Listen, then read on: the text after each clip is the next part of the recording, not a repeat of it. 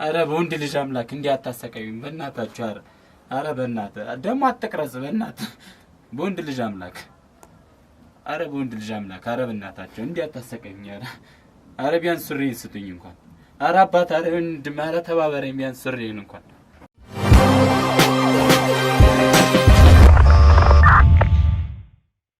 በዚህ ፕሮግራም ላይ ባለታሪኮቻችን ፍቅረኛቸውን አሊያም የትዳር አጋራቸውን በሚጠራጠሯቸው ጊዜ በእኛ የስለላ ካሜራዎች ሁኔታውን ተከታተልን ለየት ያለ ነገር የሚኖርበት ጊዜ ቀርጸን ለተመልካቾችና ለባለታሪካችን የምናስተላልፍበት እውነተኛ ፕሮግራማችን ነው። ይህ ፕሮግራም ታማኝ ሆኖ ለቀረበው ባለታሪካችን እንዲሁም በክህደት ላይ ላለው ሰው ሲሆን ከዚህ ተምሮ ራሱንና ማንነቱን እንዲቀይር ማስተማሪያና ማንቂያ ፕሮግራም ነው። መጋጮቹ በአዲስ ጨዋታ ተዘጋጅቶ በየሳምንቱ የሚተላለፍ ፕሮግራም። ሰላም ተመልካቾቻችን እንደምን አላችሁ? እንኳን አዲስ ጨዋታ ሰላም መጣችሁ። ዛሬ ከብርሃኑ ጋር እገኛለሁኝ። እንግዲህ ባለፈው ቪዲዮአችን በክፍል አንድ ቪዲዮአችን እንዳያችሁት ፍቅረኛው እንዲያስፈትን ወደኛ ከመጣ በኋላ ፍቅረኛውን በምንፈትንበት ጊዜ ወይም በምንከታተላት ጊዜ ከገዛ ወንድሙ ጋር ይዘናት ነበርና ወንድሙ መሆኗን እኛ አላወቅንም። ከዛ በፊት ምን ይሁን አያውቅም፣ ብቻ እሱ ያው ተከታተሉልን ብሎ ነበር ወደኛ የመጣውና ከዛ በኋላ ግን የተፈጠረው ነገር ከባድ ነበር። ያው የመጨረሻው ፍጻሜያችን ባደረግንበት ወይም ደግሞ ቤቷ ይዛው በሄደችበት ጊዜና እኛ እሱን በጠራንበት ጊዜ የተፈጠረው ነገር በኋላ ነው እሱ ሙሉውን ነገር ይነገረንና እስቲ አባ በቅድሚያ እንኳን ሰላም መጣ። ያው ከ15 ቀን በኋላ የተገናኘ ነው። እንኳን ሰላም ቆያችሁ። ዴናውና ገግሟል ከዛ በነበረ ንዴት ምናምን አሁን በተወሰነ መልኩ ያው እንደምታይ ትንሽ የተረጋጋ ስሜት ውስጥ ነኝ። ያው ሙሉ ለሙሉ አይሆንም። ያው ከባለፈው ከነበረው እንትን እየተሻለ በጣም ከባድ ነበር የባለፈው። በጣም ከባድ ነበር። ያልጠበቅኩትን ነገር ነው ያሳያችሁኝና እስቲ አንዳንድ ነገሮችን አጫውተን ምን ይመስል ነበር አሁን በሰዓቱ የነበረ ስሜት ምናምን ማለት የጠበቀው ነገር የለም አይደል? ተጠራጥሮ ነበር እንደምን? በጭራሽ ከፍቅረኛ ጋር እንደዚህ ያደርጋል ብዬ ጭራሽ አላሰብኩም ነበር። ያው ስለ ወንድም ነገርን እስቲ ያልነገርኩ ነገር አለ። በርግጥ ወንድሜ ከብዙ ሴቶች ጋር እንትን ይላል። እሱን ጸባዩን አውቃለሁ። ነገር ግን ከፍቅረኛ ጋር እኔ ከመላሴት ጋር ደግሞ አገኘዋለሁ ብዬ ጭራሽ ቢያንስ ሱሪን እንኳን ስጡኝ አባት ሱሪን ተቀበልኝ በእናትህ። ንዴት ላይ ነው እሷ ንዴት ነው። እኔ እኮ ፈልጌው አይደለም ይሄንን ነገር ያደረኩት፣ በቃ ተገድጄ ነው። ወንድ ልጅ አይደል? አትረዳኝም? ወንድ ልጅ ነው አይደል? አረ በወንድ ልጅ አምላክ እንዲያታሰቀዩኝ በእናታችሁ። አረ በእናትህ ደሞ አትቅረጽ በእናትህ በወንድ ልጅ አምላክ። አረ በወንድ ልጅ አምላክ አረ በእናታችሁ እንዲያታሰቀዩኝ። አረ ቢያንስ ሱሪን ስጡኝ እንኳን። አረ አባት አረ ወንድም አረ ተባበረኝ ቢያንስ ሱሪን እንኳን። ማለት ከወንድም ጋር ምን አይነት ግንኙነት ነው ያላችሁ? እንዴት እንደዚህ ይዳፈር ቻለ? ታላላችሁ ምናምን እስቲ እነዚህ ነገሮች እስቲ ንገረን። ማለት ወንድሜ ላይ እንግዲህ ከባድ ነው። አትገምተውም። እንዴት መሰለ ወንድማማችነታችን በፋዘር ነው፣ በእናት አንገናኝም። በእናት አንገናኝም፣ በአባት ነው የምንገናኘው። አባቴ እንትን ነው የሚሰራው፣ ሹፌር ነውና ከዚህ ድሬ ምናምን ይመላለሳል። የከባድ መኪና ሹፌር ነው። ማዘር ላይ እንትን ብሎ ነው እሱ አጋጣሚ የተወለደው። ይሄ ወንድም ያልኩ ልጅ ማለት ነው። ስራ በሄደበት ሰዓት ድሬዳዋ ከሌላ ሴት ጋር ግንኙነት አደረገና ይሄ ልጅ ተፈጠረ ማለት ነው። እና በአባትህ ማለት አባትህ እናትህ ላይ ማግጦ ማለት ነው። እንደዛ ነው። በድብቅ የተወለደ ነው። ያው እኔም ያወኩት ካደገ በኋላ ነው። እኔም ካደኩሱም ካደገ በኋላ ነው። ታላቁ ነኝ በእርግጥ በ3 አመት ወይም ደግሞ 4 አመት አካባቢ በልጠዋለሁ። እና ካደገ ነው ፋዘር የነገረንና ከባድ ነበረ መቀበል።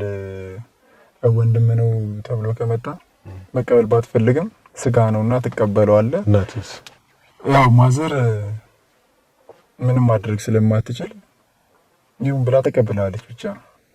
እና ካደገ ነው እንትን ያወቅ ነው። ይሄ ነው የወንድሜ ታሪክ። የሚኖረው እዛው ነበር፣ ከቤተሰቦቹ ጋር ነው የሚኖረው።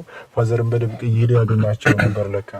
ይሄ መቼም እንደዚህ እስኪያድግ ድረስ እየረዳው ነው ማለት እኛ ባናውቅም እንኳን እሱ እየረዳቸው በድብቅ እነሱ ማለት ነው። የልጁን ቤተሰቦች እዛ ነበር የሚኖረው። በአጋጣሚ ከተዋወቀን በኋላ ያው ለተወሰነ ጊዜ እንትን ብንልም ቤተሰብ ነው በቃ ተዋወቀ የመጣውን በጸጋ መቀበል ነውና በቃ ከፋዘር ጋር ይመጣል ምናምን ለበዓል ሲሆን አንዳንዴ ይመጣል። ያኔ በቃ እየተቀራረብን ሄደን ጸባዩን ስረዳ ግን በጣም ከባድ ሰው ነው ማለት ወንድሜ ከባድ ጸባይ ነው ያለው። በዚህ ነገር ዙሪያ በጣም ከብዙ ሴቶች ጋር ይወጣል። በቃ ያገኘው ይቀራል ማለት ይከብደኛል። ብቻ ልሳቅ እንጂ መቼስ ምን አድርጋለሁ። ከባድ ጸባይ ነው ያለበት እና ግን ይሄ ይፈጠራል ብዬ ጭራሽ አላሰብኩም ነበረ። ምንም ቢሆን ወንድሙ ነኝ። እሱም የት ነው እሱ የሚኖረው? አሁን እዛ ነው ነበር የሚኖረው። እንደነገርኩ ለባላ አካባቢ ይመጣል። ከዛ ውጪ እዛ ነው ጠቅላላ ኑሮ ያለው። ከተወሰነ ጊዜ በኋላ አዲስ አበባ መጥቶ ነበረ። እዚህ መጥቶ ቤት ተከራይቶለት ፋዘር አዲስ አበባ መኖር ጀምሮ ያኔ ወር ተቀራረብን ማለት ነው። እሺ። እና ቤት ተከራይቶ በሚኖርበት ከምን ያህል ጊዜ በፊት ማለት ነው? ቢያንስ ከ3 ዓመት ምናምን በፊት። ለ3 ዓመት አዲስ አበባ? ለ3 ዓመት አዲስ አበባ ኖረ። በምን በትምህርት ነው በስራ ነው እዚህ መጣው? እዚህ እየሰራም እየተማረም ሁለቱንም አንድ ላይ እያስኬደ ነበረ። ስራም ይሰራል፣ የሆነ የራሱ ስራ አለው። ትምህርቱም እየተማረ ይመስለኛል ሳይሆን ይማራል። ያው ብዙም ትኩረት ባይኖረውም ለትምህርቱ ይማራል፣ ስራም ይሰራል። በዛ ሰዓት እኔ ቤት ይመጣል። ያኔ ተግባባን። ያው ወንድም ነውና ሲመጣ እንትን አትለውም። እንደ ወንድም እየተቀበልኩ እኔም በመልካም ባህሪ አስተናግደዋለሁ ምናምን። በቃ በዚህ ምክንያት ተግባባን። ከባለቤቴ ጋርም ተዋወቀ። ጥሩ የሆነ ግንኙነት ነበረን ማለት ይቻላል በመሃል ማለት ነው። እንግዲህ እንደነገርኩኝ እስቲ መጀመሪያ እስቲ ባህሪዎቹን ንገረኝ። ቅድም የሆነ ያነሳልኝ ነገር አለ። ምን አይነት ባህሪ ያለው አሁን እንደዚህ አይነት ነገር ለክ ከማድረግም አንፃር ሊሆን ይችላል፣ ከሱስ ከተለያዩ ነገሮች አንፃር፣ ከማህበራዊ አንፃር፣ ከስነ ምግባሩ አንፃር እስቲ ምን አይነት ሰው ነው? ስነ ምግባሩ ትንሽ ያው በቃ እሱ ሁሉን ነገር ፈታ ብሎ ነው ማሳለፍ የሚፈልገው። ሱስም አለበት፣ ይቅማል፣ ያጨሳል። በቃ ምንም በምንም ነገር ዙሪያ መጨነቅ አይፈልግም። በቃ ለየት ያለ ጸባይ ነው ያለው። ያደገበት ሶሳይቲ ይመስለኛል እንደዚህ የሚያደርገው። በቃ ለምንም ነገር አይጨነቅም። ጀስት ያየው ነገር ሁሉ የራሱ ይመስለዋል። በቃ ያየውን ነገር ሁሉ መሞከር ይፈልጋል፣ የራሱ ማድረግ ይፈልጋል። ትንሽ ከበድ የሚል ጸባይ ነው ያለው። ሱሶች በጣም አሉበት። ያው ካላጨሰ ካልቃመ እንትን አይልም። እኔ ብዙ ጊዜ መከርኩት፣ ፋዘርም ይመክረዋል። ግን አንዴ ከገቡበት እንትን ውስጥ ለመውጣት ይከብዳል እና ምክሩንም ሊሰማ አልቻለም። ብቻ በዚህ አይነት ሁኔታ ውስጥ ሆኖ ነበር በትንሹም እንኳን ለመግባባት ይቻልነው። ይሁን አንተ እንደዚህ አይነት ነገር ካለበት ለመምከር ምናምን የሆነ እንትን ያደረከው ነገር የለም? በደንብ ሞክሬያለሁ። እንዴት ነው ግን ቀረቤታቸው አሁን ካንተ ጋር ከእናትህ ጋር? ሌላ እህት ወንድም አለ ከሱ ውጪ? ሌላ አንድ እህት አለችኝ። ባለፈው ነግሬ ነበር መሰለኝ። በድብቅ እንትን ያለው ወይስ? አይ በድብቅ ሳይሆን ኖርማል ከማዘርም ከፋዘርም አንድ እንትን ያለች አንድ አለች። ሌላ የለም። ከማዘር ጋር ያለው ግንኙነት ያው ትንሽ እንትን ባይላትም በጊዜው የነበረው ነገር ቢያናድዳትም የፋዘር ከሷ ውጪ ከሌላ ሴት ጋር እንትን ማለት ቢያናድዳትም ልጅ ነውና ተቀብለዋለች። ጀስት እንደ ልጅ ነው ትሪት የምታደርገው፣ ከኛ እኩል ነው እንትን የምትለው ማለት ነው። ነገር ግን እሷም ይሄን ጸባዩን አትወድለትም። ያው ሱስ መቼም በማንም የሚወደድ አይነት ባህሪ አይደለም ሱስ ያለበት ሰው። ነገር ግን ሱሱን እንጂ የምትጠላው እሱን አይደለም። ልጁን መክረዋለች በደንብ በቃ ብዙ ነገር ያወራሉ። ነገር ግን እሺ ይላትና መልሶ እዛው ነው ታጥቦ ጭቃ ነገር ነውና ይሄ አይነት ግንኙነት ነው ያለው። እንደዚህ ሊያደርግ እንደሚችል ግን የሆነ የምታስበው ነገር ነበር ማለት ከሚስትህ ጋር ወይም ከፍቅረኛ ጋር ምን አይነት ግንኙነት ነበራችሁ ሁለቱ? በቃ ከፍቅረኛ ጋር እንደዚህ አይነት ነገር ያደርጋል ብዬ እኔ አልገምትም ነበር። ምክንያቱም አንደኛ ወንድሜ ነው። የወንድሙን ሚስት መቼም ማንም እንትን ብሎ እንደዚህ አይነት ከባድ የሆነ ነገር ውስጥ ይገባል ብሎ ማንም አያስብም። እና ጸባዩን ባውቀውም እንኳን ይሄን ያክል ይዳፈራል የሚል እምነት የለኝም። ማለት በቃ የሚያደርገው ነገር አይመስለኝም ነበር ጭራሽ። ነገር ግን መጨረሻው እንደዚህ ሆነ። በጣም አስደንጋጭ ነበር። በጣም ያው ለኛም ራሱ በጣም ያስደነግጣል። ያልተጠበቀ ነገር ሲሆን እንግዲህ ምንም ማድረግ አይቻልም። እንግዲህ ያ በዛ ሰዓት የነበርክበት ስሜት በጣም ከባድ ነበር። በጣም ተሰዓቱ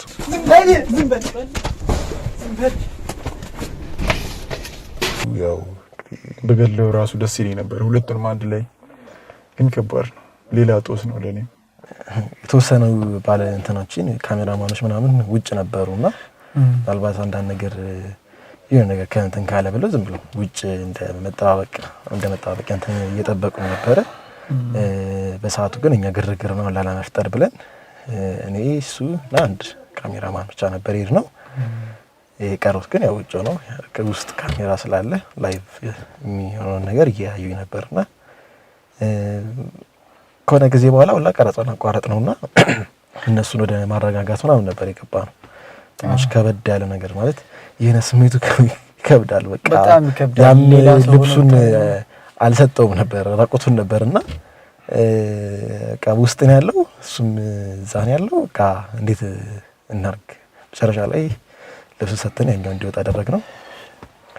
ከዛ በኋላ ግን በጣም ፍርሃት ነበረን እነዚህ ሰዎች እንዳይጣሉ በሚል ማለት ነውና በተሻለ መጠን እሱንም ለማረጋጋት ሞክረን ነገሩን ቀለል አድርገው እንዳዩ ለማድረግ ብዙ ነገር ሞክረን ነበረ።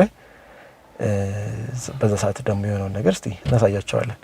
እሺ እና አሁን ምንድነው ያለበት ሁኔታ? ከወንድምህ ጋር ከፍቅረኛ ጋር የነበረ ደግሞ አሁን ያላችሁ ነገር ምንድነው? አሁን ምን እያሰብክ ነው ያለው? እስቲ አሁን ያለውበት ሁኔታ ያው በዛ ጊዜ የነበረው ነገር አይተዋል አንተም። በጣም ያልተጠበቀ ነገር ነበረ። ሌላ ሰው ቢሆን ያን ያክል ላልበሳጭ ይችላል። ነገር ግን ወንድም ስጋ ነውና እሱን ውስጣዊ በጣም ትናደዳለህ። ግን በቃ የሆነ ሆነና አለፈ ብቻ። ከዛ በኋላ ራሴንም ለማረጋጋት እየሞከርኩኝ በተወሰነ መንገድ እየሞከርኩኝ ነው። እነሱንም ከህይወት ያስወጥቻለሁ በአጠቃላይ። እሷም በሁለተኛው ቀን ነው መሰለኝ ጠዋት መታቀዋን ይዛ ሄዳለች። የት እንደሄደችም አላውቅም። ድጋሚ ልፈልጋትም አልሞከርኩም፣ ልፈልጋትም አልፈልግምና ያን ቀን እንዴት ሆነ መጨረሻው? እስቲ እሱን ነገር እስቲ አጫውትልን። ያን ቀንማ ያው እናንተም እንዳያችሁት ከቤት በቃ እንድትወጣልኝ በጣም የዛ ቀን ባትወጣ ልገላት ልችል ነበረ። እንጂ ልቀቀኝ! ልምጪ! ውጪ! ከቤቴ ውጪ! ውጪ! ገልሻለሁ! ውጪ! አንቺ አየህ እንጂ ውሻ ሴሰኛ በጣም ችግር ውጪ!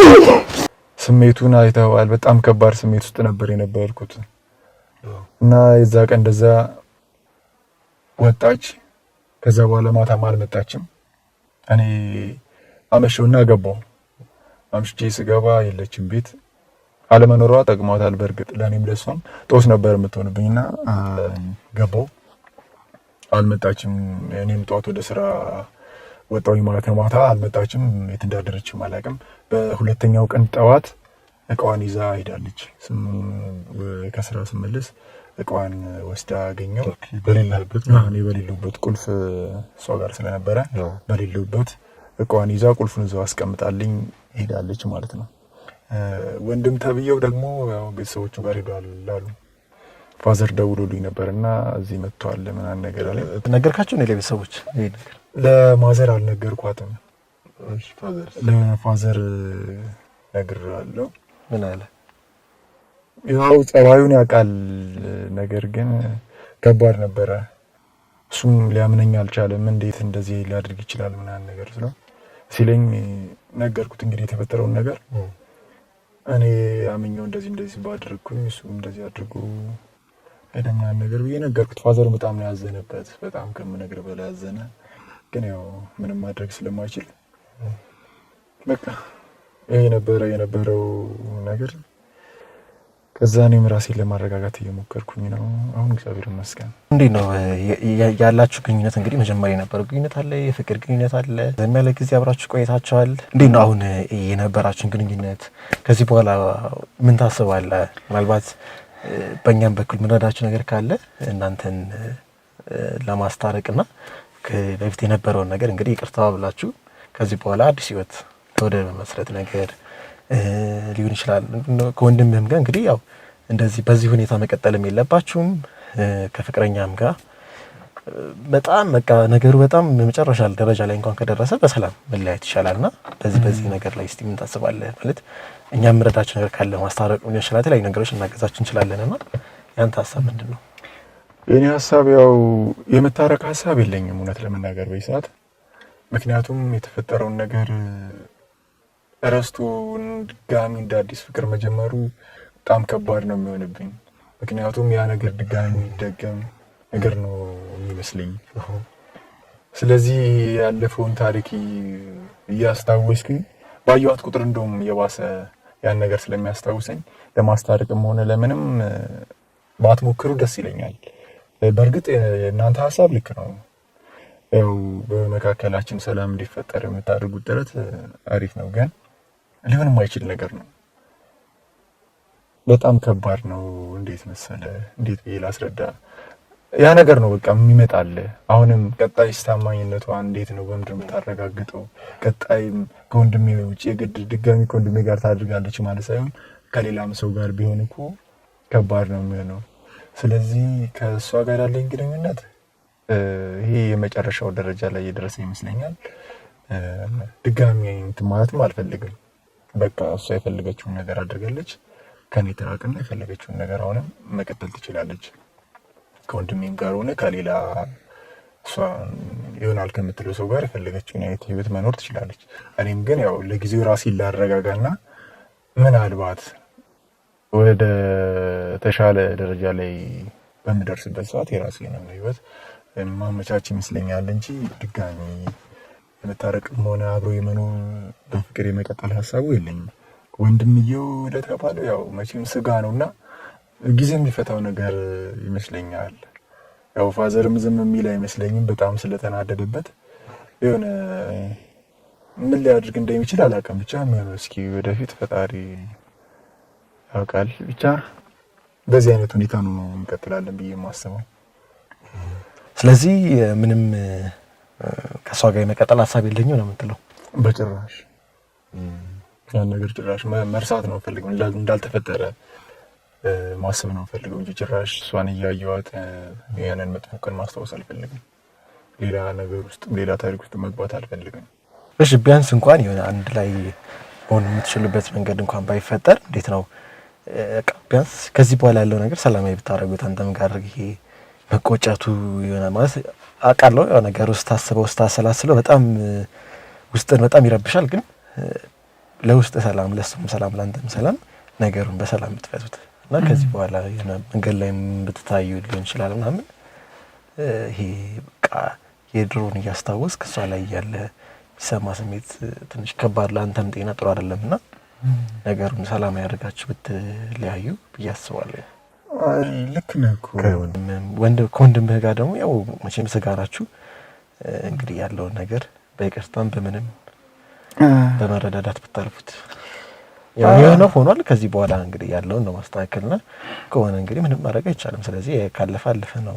ከዚህ በኋላ ያላችሁን ግን እናንተ ግን አላችሁ። ስለዚህ ያው ያለውን ነገር በሰላም መጨረስ ይመስለኛልና እንደዛ ብታደርጉ ባይ ነኝ። ልክ ነህ። እኔም ከዚህ በኋላ በቃ ነገር እኮ አልፏል። ምንም አድርገው ነገር የለም። አሁን ባያትም ምንም የማድረግ ፍላጎትም የለኝም። በቃ እሷ ይሆናል ያለችውን ነገር ነው ያደረገችው። ስለዚህ አሁን እንዳልከው የሚሻለው መርሳት ነው። የተፈጠረውን ነገር ረስቶ በሰላም ነው። ያው እንደምታውቀው ያለንበት ቦታ ያው ሰፊ ነው። ምናልባት በአጋጣሚ ብንገናኝ ነው እንጂ ያቺን አጋጣሚ ተጠቅሜ ደግሞ ሌላ ነገር አላደርግም። እሷን የመጉዳት ወይም ደግሞ ሌላ ሰጣ ገባ ውስጥ መግባት አልፈልግም። በቃ ያለፈው ነገር አለፈ። ሰላም እንዳልከው በቃ ጀስት እንደ ኖርማል ሰው ሰላም ተባብሎ ማለት ሊሆን ይችላል። በአጋጣሚ ነው እሱንም ከተገናኘን እንጂ ሌላ ነገር አላደርግም። አይዞህ ያው እንግዲህ የኛም ነገር የለም። የኛም ስጋት ይሄ ስለሆነ ብዬ ነው። አይ ልክ ነህ። እኔም ችግር እኮ የኔም ነው፣ ስጋቱ የኔም ነው። ባለፈ ታሪክ እንትን እያልኩኝ ወደፊትን ማበላሸት አልፈልግምና ነገ ሌላ ቀን ነው።